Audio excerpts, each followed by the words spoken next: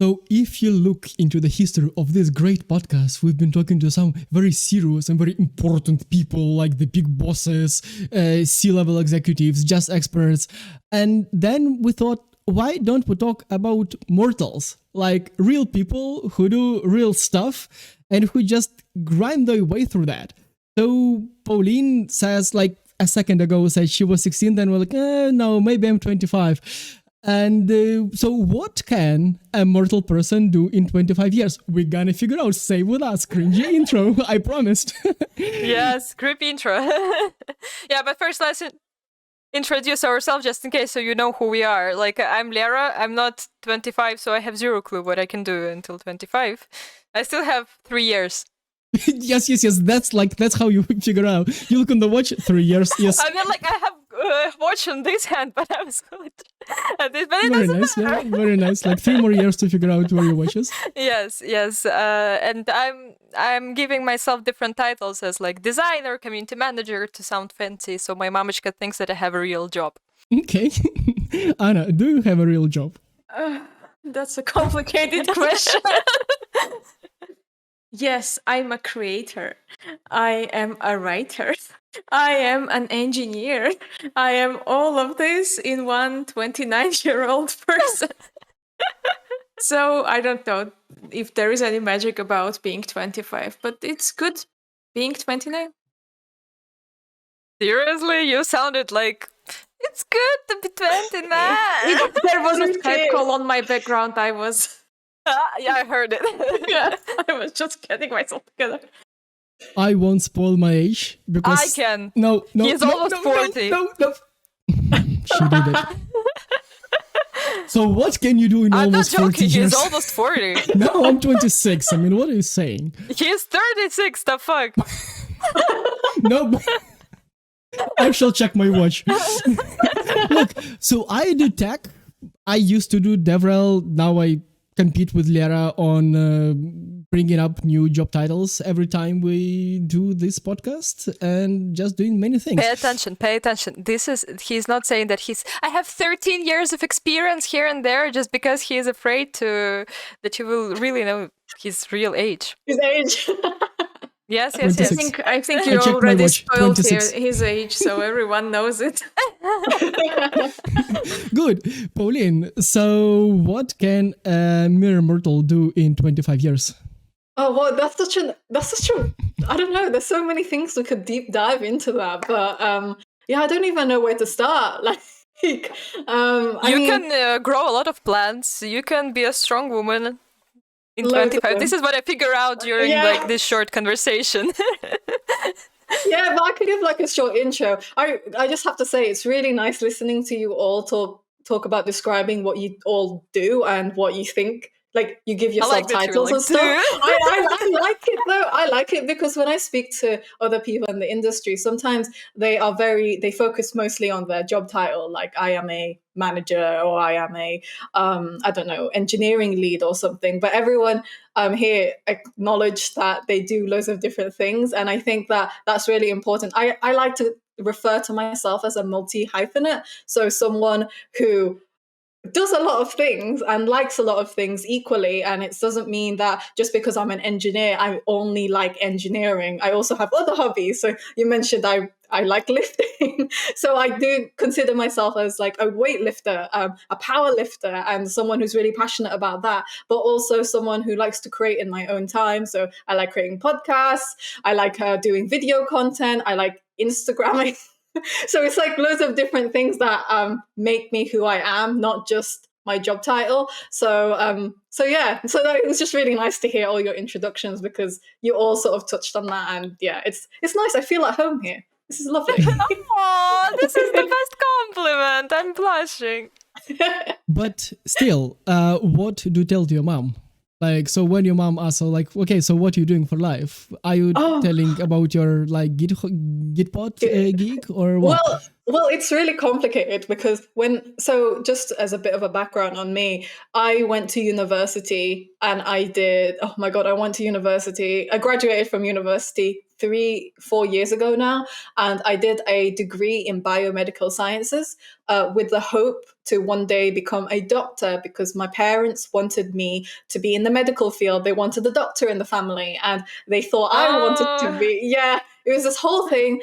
And then I did what they wanted. I took the med exam and I failed it. So then I couldn't go into medical school. So then I ended up going to study biomedical sciences, which is the next best thing, because after you finish that degree, you can then move on to postgraduate medicine. I did that. In my second year, I was like, this is awful. I'm not a scientist. I can pretend I am.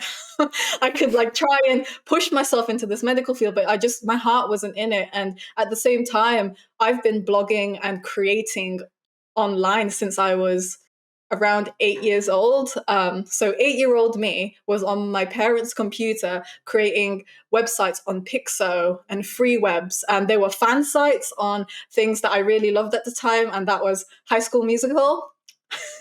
So I created like fan sites and forums to talk about High School Musical, bringing people together to talk about how awesome High School Musical is. And I had I had posters of Vanessa Hudgens, who plays Gabriella Montez, and Zac Efron, who plays Troy Bolton. I knew all the songs.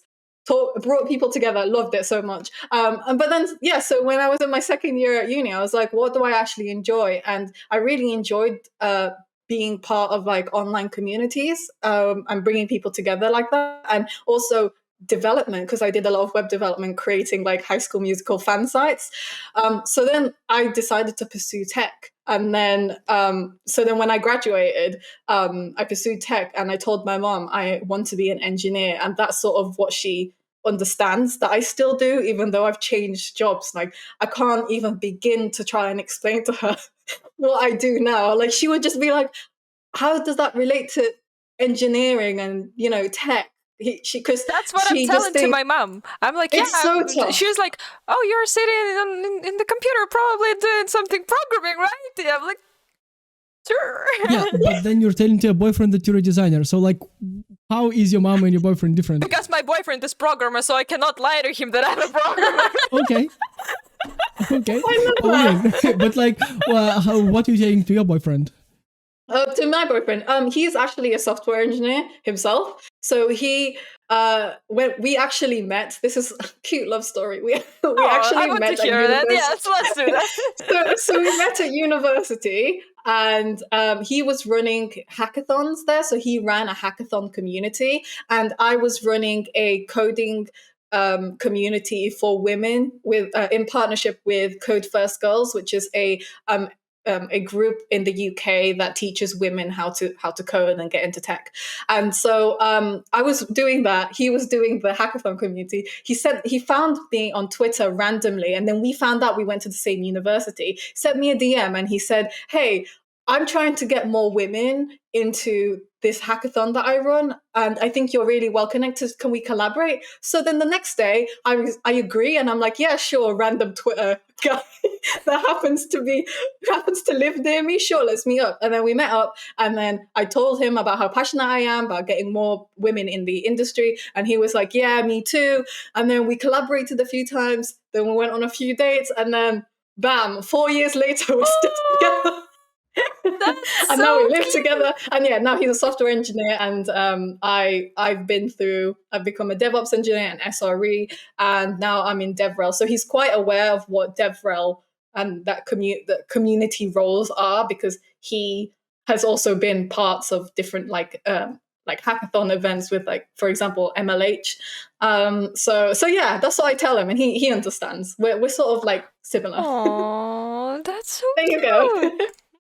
Right. And I'm just thinking, like, how comes, like, you're saying that since you were 8, like, you were creating, did you have like, I mean, as a young girl, usually everybody tells you, like, to sit and do something, like, to be calm, something. I mean, usually, right? Not always, but usually. Yeah. Who empowered you to create, to go there and, like, be out there, be public. Also, you have public Instagram and like you're followed everything everywhere, right? Like how did it start and how did it evolve to be public all the time, since it's hard on girls especially? Yeah, absolutely. That's a really good question. So I actually started first with so getting into this like creating space before it became like before like all the creators came and did things. So just to give you a bit of an idea, I was like creating things when Michelle Phan, who's a very popular makeup guru. Yes, yeah, amazing. So she was still on a website called Zenga, and she was doing makeup tutorials there as like Rice Bunny. And I remember watching that when I was like 8 on YouTube. I was like, that's amazing. That's awesome. Look at her creating things. And at the same time, I was playing a online game that I probably shouldn't have had access to called RuneScape. Does anyone remember RuneScape? Has anyone played RuneScape? No? Okay. So it's like a it's really embarrassing explaining this, but it's like a very I'm trying to explain RuneScape in a nutshell, but essentially it was this online game where you can run around, complete quests and stuff like that. And I remember playing it, and I was like, I would love to recreate this game to be something. There it is on the screen. I can see it now. It's so embarrassing. It's like it's improved so much. Anyways, so I was playing this game and I was like, I would love to improve it myself. How do people create games? And so I went down this rabbit hole, 8-year-old me going on Google or whatever I was doing there. I don't know what I was searching on. I was just searching, how do you make a website? Because I saw that RuneScape was an online game hosted on a website. I didn't know anything about tech. So I Googled that, and then I ended up going to free website builders like Pixo.com and Freewebs at the time. I think they're all shut down now, but that's sort of what happened. And then I started creating websites from Pixo and Freewebs and stuff. And those websites, like I said, were mostly High School Musical focused, but some of them were like my own personal blog. And I absolutely loved that, and I sort of forgot about why I got into coding in the first place, because I wanted to create a game, but then suddenly I was like, actually, I don't really want to create games anymore. I just want to create websites. And then the reason I ended up staying was I don't actually know how it happened, but I was writing on my blog about my days at school. So I was saying, today at school I learned this. It was like, dear diary, this happened today, and it attracted some other bloggers at the time. And then I ended up meeting some bloggers who also blogged about their life. And my friend, who I've known, so I have a friend, her name's Georgie. I've known her since I was 8 years old from the blogging community, because I ended up falling into this blogging community of people who were just like me, young girls like me, who liked web development, who liked Neopets, who liked High School Musical, and who liked blogging. And we all sort of we did this thing where I would write a blog post, so someone in the community would read the blog post, comment, they'd write a long comment reply, and then I would go and reply to their comment and then go on their blog, read their blog, leave a comment on theirs. And it was like that for years. It was years of replying to people's blog posts, and it just became this really nice tight-knit community. And Georgie, who has been my friend since around that time, since I was 8 years old, I actually met her in real life 2 years ago when I went to Hamburg. And it was so surreal because she was basically my virtual pen pal growing up, where I talked about my crushes back then stupidly online. I was very so yeah, that's sort of what kept me on there. And honestly, in terms of being empowered to continue to write and to continue to post and create, it was because of that first community, that blogging community. We used to call it the blogosphere.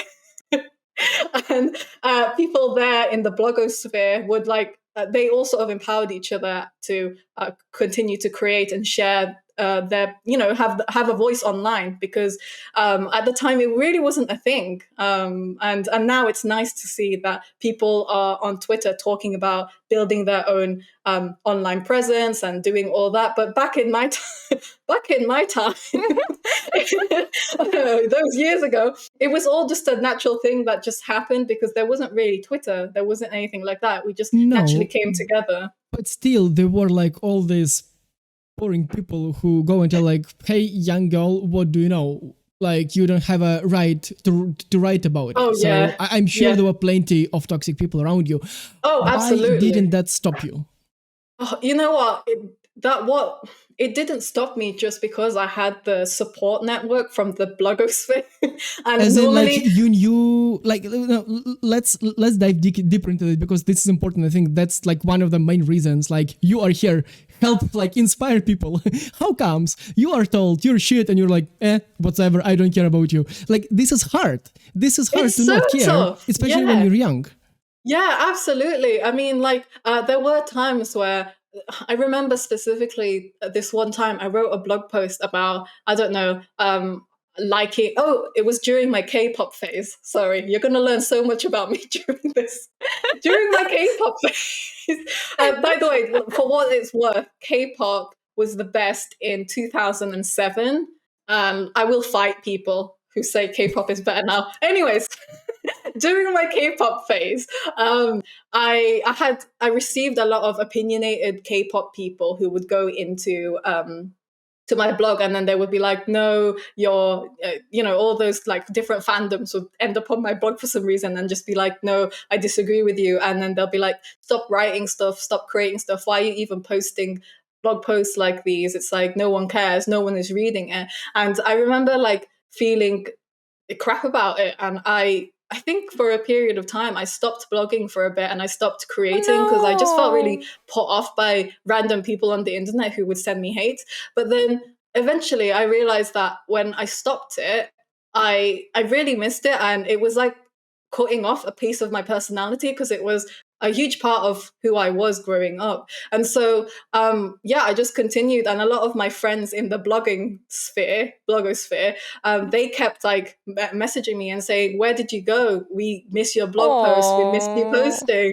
Yeah, and that they really, honestly, like, I've been talking about Georgie, my friend, for a really long time, but she is a really good example of someone who was like always there for me and always like, "Come back, because your experiences and your overall like life perspective is really important, and it's really interesting for some of us. So even if there's just one of us reading, even if it's just me reading, I think it's important that you come back and talk to us and continue posting." And that, they really like inspired me. And even though I did take a break for 2 years during like exams at school, I came back and everyone was super welcoming. Everyone was still there, and there's still a lot of people now who I was talking to when I was 8 years old, and I still talk to them today because we grew up on the internet together. And yeah, so Pauline, I mean, I think, Anna, like, if you have something very important, go for it. No, it's very important, but I think it's so interesting that everyone says that there's the internet and there's the real life. And now we're listening to this story where it seems like real life more happened in the internet rather than in real life. And we still underappreciate those connections that we made. Like not we, but some people still underappreciate the connections that we made online, because that's just an online friend. But in reality, those are real people and those are real connections. They're like, Well, honest. Anna. My closest friends are the people I've met online. Like Georgie, for example, I met her in Hamburg in person for the first time 2 years ago, and she was like exactly who she was online, and she's one of my closest friends. So yeah. Yeah, Anna, but until recently, like, we lived in different countries and we met for the first time like just very recently. Same like Lera. So I mean, it's just the whole perception still is more or less. My mom thinks that like my internet friends are all perverts and like 40-year-old men. Like, I mean, she's same. No, Lera, not all of them are 30 years old. So I'm 26. Are you? Are you? Still talking about it. Yeah. Pauline, like, I mean, when you write like opinions, I mean, I think about K-pop or like some cultural thing, this thing, like, and like that's, I have a right for my opinion and my friends can support me and this is how I can be honest and public about it. But when you're writing about tech, especially when you're just starting, like all the old people come over and like, no, it's not like that. No, your code is shit. No, like, and start mansplaining and doing other like toxic things. How did that not demotivate you? Honestly, like that is a really good question. And honestly, whenever that happens, which it has, there's been a viral one. Unfortunately, one of my tweets about programming languages and HTML specifically, I fell into this trap where someone was like, HTML is not a programming language. And I was like, okay, but because I think, I don't remember what it was in direct reply to, but I used to teach a coding course where we taught women who have no experience with coding how to create their first website from nothing. So HTML is a foundation of that. So I'm not going to teach them React first. Like, it makes no sense for me to. I want to explain HTML. So I think that's where it started. And then someone said, oh, by the way, HTML is a programming language. And then my tweet got dragged. And then it was circulated like around tech Twitter, and I had to close my DMs because all of these men were like, you don't know what you're talking about, delete your account, I can't believe like people only follow you because you're a girl, and all of, I've heard it all. So how did you survive? Mentally and physically? Mentally, I deleted Twitter, the app, from my phone and just detoxed. I know that's shocking. I know. How could I? I deleted it. And then I just honestly mute people or block them immediately because I just don't have the time. I don't know. There's a lot of stuff that's going on with everyone's lives and I just don't have time to fight people online. Like, I'm not going to die on that hill. So I'm just like, fair enough, I just block people. And that's how I've dealt with things for most of my life. Like, even on platforms like Instagram, when someone, because I used to post a lot of tech content there. I don't post that much tech content there anymore, but I used to a lot, especially when I was building up to learning more about, getting into the industry. And I was like trying to figure out which area I wanted to go in. So I wrote a lot about tech there. Like, if you keep scrolling down, there's like loads of old tech posts, but they're from like 2018. And I remember people being like, you don't really know what you're talking about, and you're only using like hashtag women in tech for follows, or you don't really know what you're talking about, you're not technical enough, blah, blah, blah. And honestly, I just don't have the mental capacity to spend years trying to prove myself to someone who doesn't believe me. I know what I'm capable of. The people who have worked with me know I'm capable of, and I just like, that's all I need, really. I don't need people to approve of what I can do. You know what I mean? So I just sort of block them. I think when you talk about things like this, every guy thinks, those are these other guys. I'm not that one of those guys. I'm the nice one. Yeah. But when you actually start to debunk what he's saying, it's, nope, you're not. Yeah. Yeah, exactly. I've been there, and honestly, like, my response to that is literally, I just don't have time for it. I genuinely have a long to all these things to do and achieve, so I just don't have time. Yeah. So can I not maybe like a comment from a guy in the room? It takes time to figure out that my help, my explanation is not needed. I don't need to go and offer my help if it's not if nobody asks for that. Don't just ask people like me and you. Don't ask and jump and explain if you're not asked for that. They're fine. They're fine. Yeah. Me as co-founder, I taught him this. This is my job. This is my... I mean, I'm thinking to open an educational camp for men. Like, I'm so good at this, so, Re-educational camp. Like, re-educational. Separates Discord. You gather them there. And yeah. Like, I'm building a community, and then I'm like teaching them how not to be a dickhead. And then you let them into the wild, into the normal servers. Like, go. You're ready. Yeah. Her first community is the community of her exes, and her second community Ex-boyfriends. is yeah. But I'm thinking. So let's follow Pauline's path further on. How did you end up with DevOps? It's like it's not a programming language, right?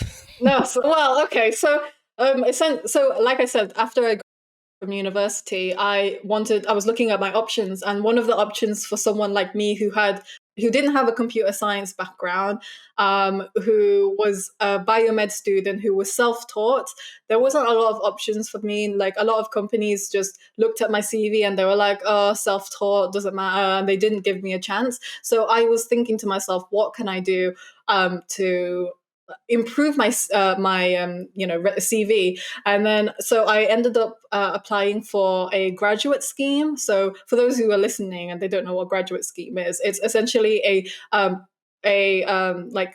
program for new graduates who are wanting to get experience in the industry. And so I successfully was chosen for the BT graduate scheme. BT is British Telecoms, the telecommunications company in the UK. And I joined their graduate scheme that lasted 2 years. And in that 2 years, you can do four rotations that lasted 6 months each. So you had the chance to join 4 different teams. So when I first joined, I joined a architecture team. This is a tech department. And so I joined the architecture team, which looked more about how different components talk to each other. And I thought it was a good start to understand the landscape of tech. And then after that, I moved on to what I was comfortable with, which was software engineering, and specifically building a website. So I worked on one of BT's websites and helped build new features for that. And then once I did at that point I had a whole year of tech experience. And so I ended up thinking to myself, okay, what can I do next to improve my understanding of tech? And then people kept talking about DevOps.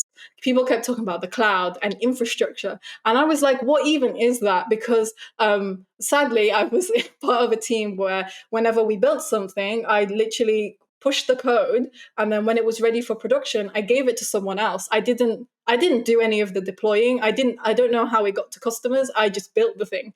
So then I was like, what else can I do? So then I decided for my 3rd rotation, I'd do DevOps. And then I joined a very an amazing team with an amazing manager who really guided into the world of DevOps, navigating Linux machines, how to SSH into machines, how to go in and solve a problem. So if I don't know, production went down, what would you do? How would you approach things?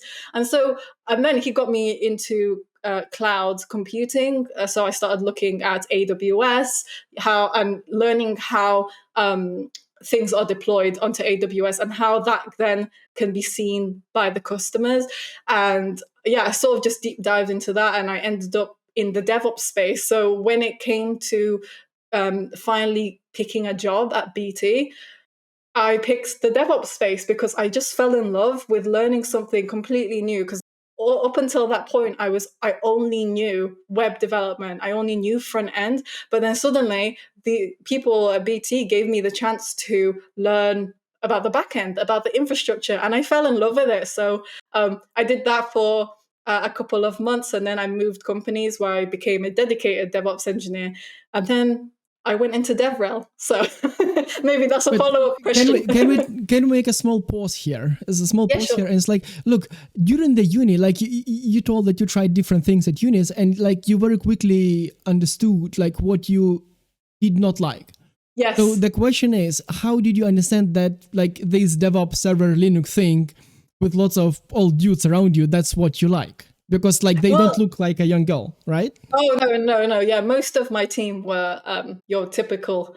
I mean, when I say typical DevOps team, most people will probably know what I mean. A typical DevOps team. And there wasn't a lot of people who looked like me. But the thing that made it, that for me, that really stuck with me was the fact that whenever I solved a problem or I built something on top of the infrastructure, I felt this like sense of achievement that I hadn't felt since like years ago when I first started to learn to code. So when I was like coding with JavaScript and HTML and CSS in my other role as a software engineer and React and stuff, I was like, yeah, this is fun. Yeah, okay, I'm learning some new things. But then when I joined the DevOps team and I actually solved quite critical issues, I had this hit of like dopamine every time I did it. Every time I worked something out, I got really addicted to it. And also, my team were actually super supportive. Like even though I was like one of the only women in the team,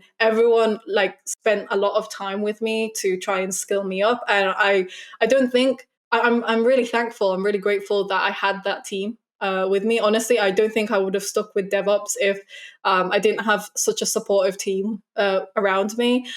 So yeah, I think that's what made me choose DevOps when I was like trying to decide which area I wanted to focus in, because I could have gone into software engineering if I wanted to. Can I ask my question, which is boggling me a lot? So when you talk, I hear a lot of keywords that are from my life too, like the Neopets, Michelle fan, like totally call back to my childhood.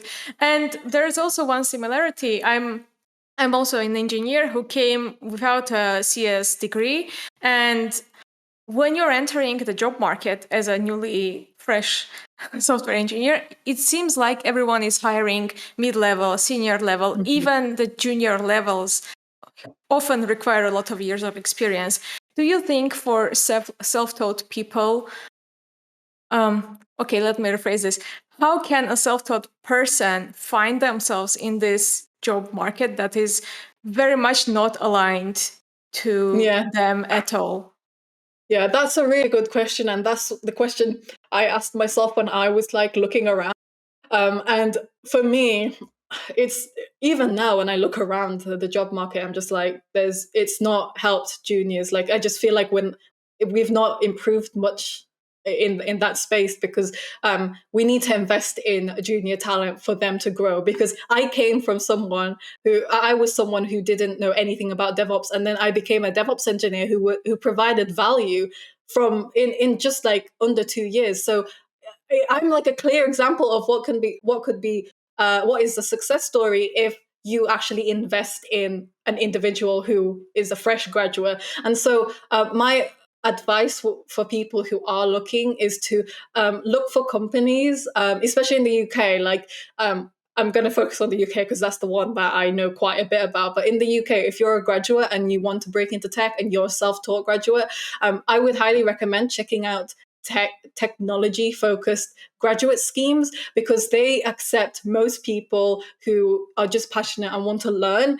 And the graduate scheme as well is a good way to rotate between different teams like I did, and you can then discover what you like and what you don't like, and you can discover also what you're good at, and maybe you can improve from there. So yeah, I think finding a company that does like some sort of scheme that focuses on mentorship, focuses on growth of you as a fresh graduate I feel like that was my hack. I feel like I got really lucky, but also I hacked the system a little bit, because I went into a scheme that focused on graduate growth. And then I'm still really thankful for that whole experience, because I know that if I didn't do it, I wouldn't be where I am now. So yeah, I think that is one thing. And also, I was like contributing quite a bit on my GitHub. I was building different projects, and just to show that I know what I'm talking about and I can code. And usually, like when I went to like interviews and stuff, I would talk about projects that I had built. And usually I would say, if you want a link to my GitHub, I can send that to you as well, and you can have a look at some stuff I've built. And usually that has, I don't know how many people actually, because I interviewed a lot in different places. I don't know who actually went into my GitHub account and was like, oh yeah, I'll have a look through what you know. We are right now. I think there you go. I can see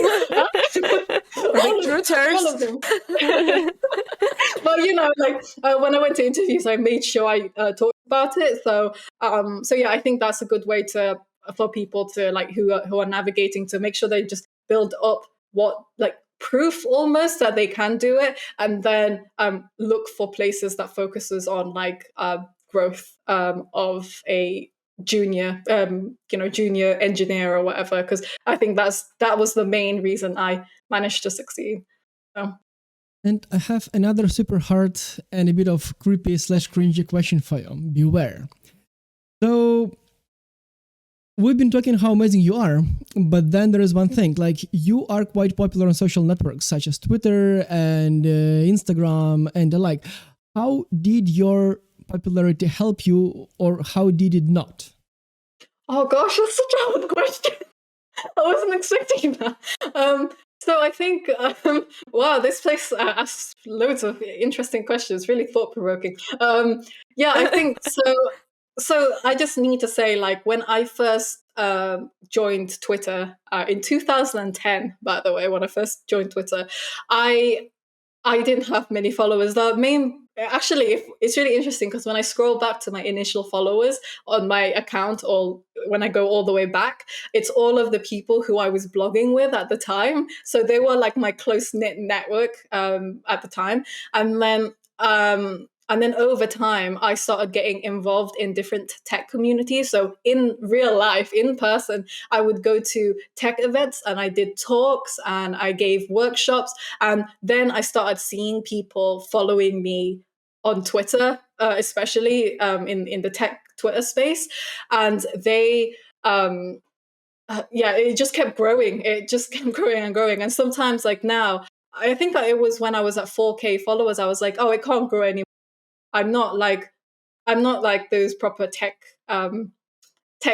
Twitter people who tweet about threads and threads of tech. Because if you look at my Twitter, which you are right now, it's all over the place. Sometimes I talk about tech, sometimes I talk about plants, sometimes I talk about health, sometimes I talk about my surgery that I just had. So there's just like loads of different things, and I bring my whole self to the platform.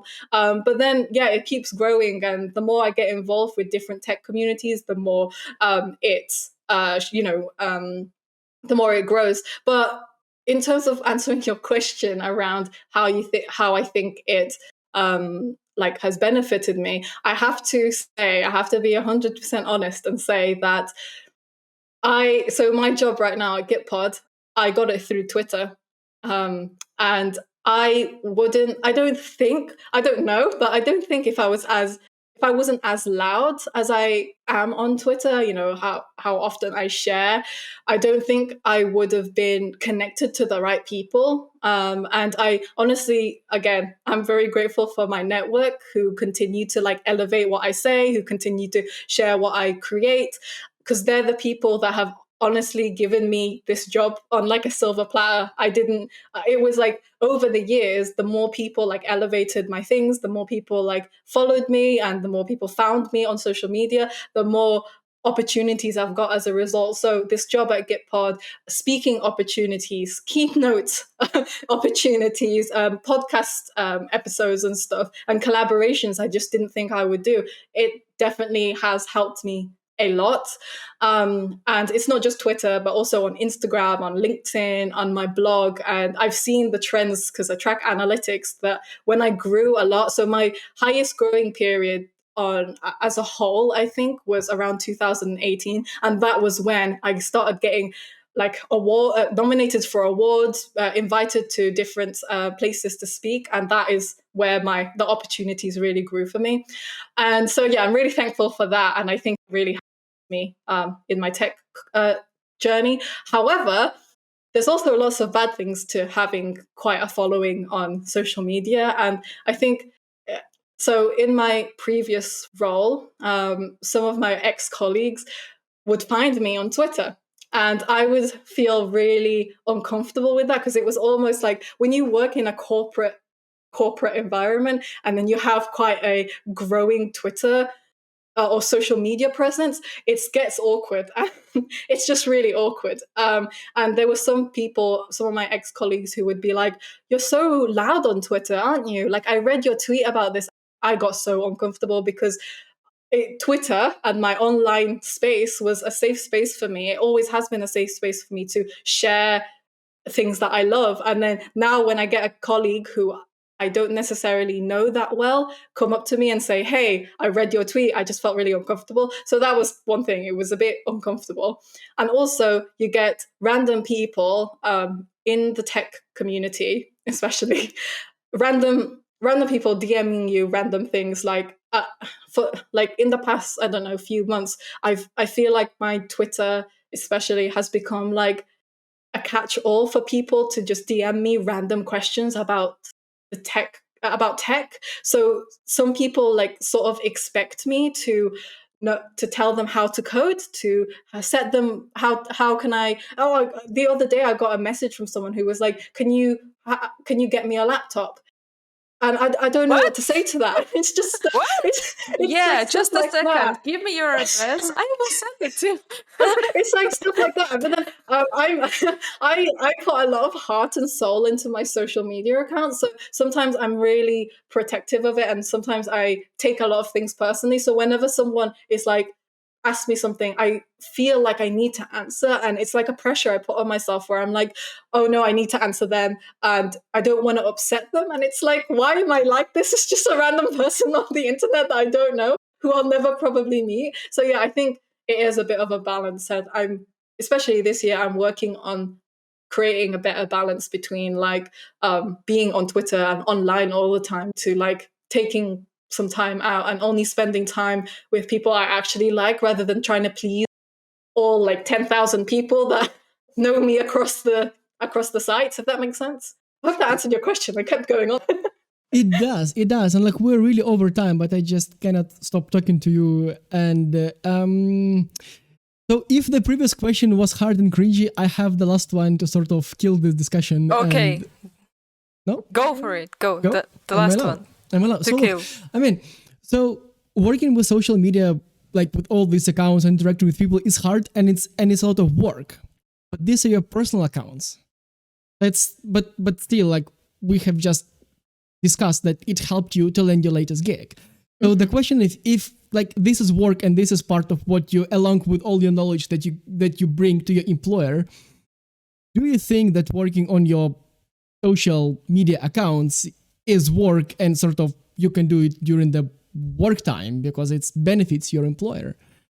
Oh gosh, that is such a good question. And it's like you've been reading my mind exact thing recently. But I think because, so for those who are listening in, my job at Gitpod is I'm a senior community engineer. And what that means is I lead community developments at Gitpod, but also I think it's also another word for developer advocacy. So I tell the world about Gitpod and I want to educate people about how awesome the tool is. And I think a huge part of like what helped me get hired at Gitpod is just being myself. And I'm myself when I'm on Twitter and I talk about things on Twitter that really come from my heart and stuff. And sometimes I do feel like no matter what I tweet, it's even if I say it doesn't reflect my employer's thoughts or whatever, I think it is still, I've become like I don't know how to put it in a I don't know how to really describe it, but I've become part of my I'm like work. So Twitter is like where I can be myself, but I'm also my work self on it now, if that makes sense. Like I have to always think at the back of my head that, okay, if I write this or what I do, whatever I do, it will reflect on Gitpod because I am part of Gitpod. And so that has been a recent realization for me that whenever I tweet something completely random, not related to tech, it's good because it shows that I am who I am, the human side of me, because I'm a strong advocate that people who work in tech aren't just robots. They're not just engineers who code and program all the time. They have lives outside and they are more than just their title. So yeah, I'm a huge advocate of that. But then at the same time, I still do have those times where I'm like writing a tweet and I'm like, actually, I'm not going to tweet that because I don't know what it might look like to other things. And so it is it's been a bit of a balance actually. And I'm still trying to navigate that world. But I think a lot of my DevRel friends who do have like big social accounts as well, and they got into DevRel as well, they actually warned isn't the right word, but they told me that if you go down this path of DevRel, you have to expect that your employer's brand becomes part of you. And when you're doing your brand stuff, you need to find a way to distinguish both of them, because sometimes they can be meshed into one. And the stuff that I create on Pawlean.com and the brand Pawlean, which is the umbrella term I give to everything that I create. So my podcast, my blog, my YouTube videos, my Instagram, my Twitter, all of that umbrella is like Pawlean. And sometimes I want to keep it all Pawlean. Like I have my podcast, for example, I want to keep it not just about tech, but about life topics as well. So it's just this whole thing. But then sometimes now I'm thinking I need to sort of find the better way to distinguish both of them, because like Gitpod, obviously I do the same thing for them, where I'm in the process of launching a podcast. I'm in the process of writing and authoring one of their newsletters. So I need to learn to distinguish them too and put them side by side, if that makes sense. But yeah, that's a really like tough question to properly answer, and I hope my ramble there explained it a little bit. I'm still figuring it out, basically.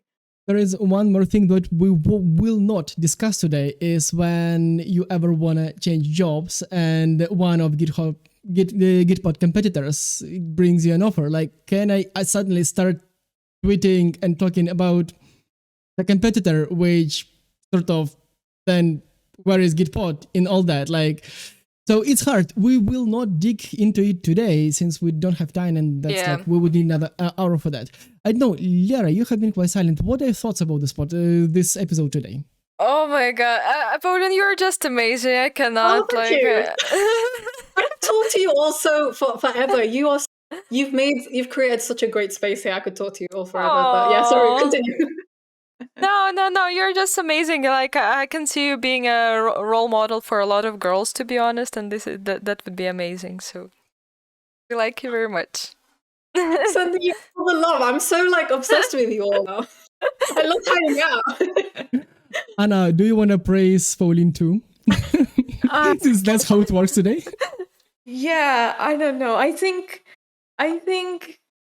your journey is very mind-blowing, especially when you see a lot of people are trying to replicate that kind of journey now when creator economy is booming and everyone is trying to be a creator. They are looking for this authentic way to be a creator, but actually a lot of people are just being themselves online. And they never gave up on their dreams or never gave up on the pressure that they had. And that's a strength that a person has in the modern times, not to give up. And I think your journey is a great journey of resilience. Yeah, I was listening to it and I was thinking, this girl has everything. She got it. Oh, that's so lovely. Thank you so much. I love to hear that. I mean, I could go on. I skipped a lot of details of stories I could drop, but that's a whole thing for another day. But it was. I think we can listen to it forever too.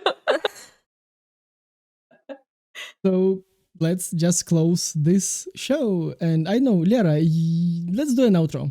I know, let me pick on you and do an outro, because you make amazing outros. I do amazing intros, and you do. Oh no, I hate outros. I hate outros. Usually my outro is just like, oh my god, it's already 8 p.m. for me and I want to go home. But that's fair. What's wrong about this outro? That's perfect outro. Well, like, it's 8 p.m. Like, this is true. It's 8 p.m. and I want to go home. It's dark outside. This is Lithuania. It's dark and cold outside. This outro, I mean, we have just discussed how important it is to be authentic and yourself online. So if you want to go home, that's it, people. That's a good enough reason to stop this now. Yes. So, thank you very much. I will go home. Goodbye, guys. Goodbye, people. It has been amazing. Thanks for having me. Bye-bye. Bye.